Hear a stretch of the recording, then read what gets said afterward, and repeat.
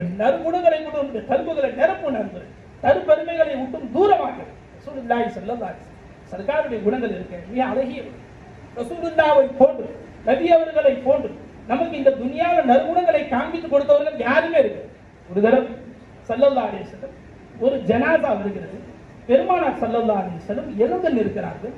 சஹாபாக்கள் சொன்னாங்க, யா ரசூலுல்லாஹ், இது யூதனுடைய ஜனாசா என்று சொல்லி காண்பித்தாங்க. என்ன சொல்றாங்க ரசூலுல்லாஹ், யா ரசூலுல்லாஹ், இது வந்திருக்கிறது ஒரு யூதனுடைய ஜனாசா என்று சொல்லும் பொழுது பெருமானார் என்ன தெரியுமா சொன்னாங்க, அலைசத்து நஃப்ஸன், அது ஒரு உயிர் இல்லையா என்ன கேட்கிறாங்க ரசூலுல்லாஹ், நீ யூதனுடைய ஜனாசா என்கிறாய், அது ஒரு உயிர் இல்லையா என்று பெருமானார் எழுந்து நிற்கிறார்கள்.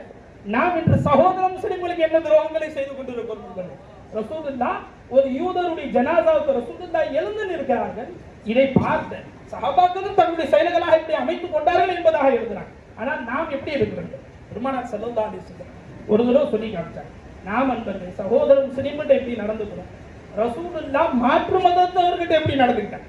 அதே ஷரீஃபுக்குள்ள வருது, பெருமானார் ஸல்லல்லாஹு அலைஹி வஸல்லம், அலா அறிந்து கொள்ளுங்கள், மன் ஸலமு முஆஹதன், யார் நம்முடைய இஸ்லாமிய ஆட்சியின் கீழ் வாழக்கூடிய யூத நசராணிகள், யூத கிறிஸ்துவர்கள், முஸ்லிம் அல்லாதவர்களுக்கு துல்மு செய்வார்கள், அநீதம் செய்வார்கள், அவின் தகசவு, அல்லது அவருடைய பொருட்களை குறைப்பார்கள், அவருடைய பொருட்களில் இருந்து எதையும் ஏமாற்றி விடுவார்கள், அவ் கல்லபஹு ஃபௌக தாகதிஹி, அவருடைய சக்திக்கு மேல் அவரை சோதிப்பார். பெருமானார் என்ன சொல்றாங்க, முஸ்லிம் அல்லாதவரை யார் அவருக்கு அநீதம் செய்வாரோ, யார் அவருடைய பொருட்களில் இருந்து சூறையாடுவாரோ, அல்லது அவருடைய சக்திக்கு மீறி அவர்களை என்ன செய்வாரோ, இறைஞ்சல் செய்வாரோ, அவ் அகத மின்ஹு ஷையன் பிகைரி தீபி நஃப்ஸி, அவருக்கு விருப்பம் இல்லாமல் அவரிடமிருந்து காசு பணங்களை பிடுங்கிக் கொள்வார்கள். பெருமானார் ஸல்லல்லாஹு அலைஹி வஸல்லம் யாருக்கு சொல்லுகிறார்கள், எவர் முஸ்லிம் அல்லாத ஒரு நபரிடத்தில் இப்படி நடந்து கொள்வாரோ,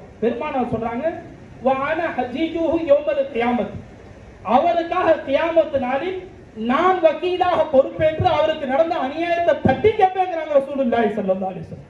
என்ன வார்த்தைகளை பெருமானார் சொல்கிறார்கள், நீங்கள் யூத நசராணிகளுக்கு அநியாயம் செய்தாலும் அதற்கு பகரமா கியாமத்தில் நான் இன்று உங்களை ஏற்று கேட்பேன்னு சொன்னாங்க. ஆனால் அன்பர்கள், நாம் இன்று எந்த நிலையில் இருக்கிறோம் அன்பர்களே, சகோதர முஸ்லிம்கள்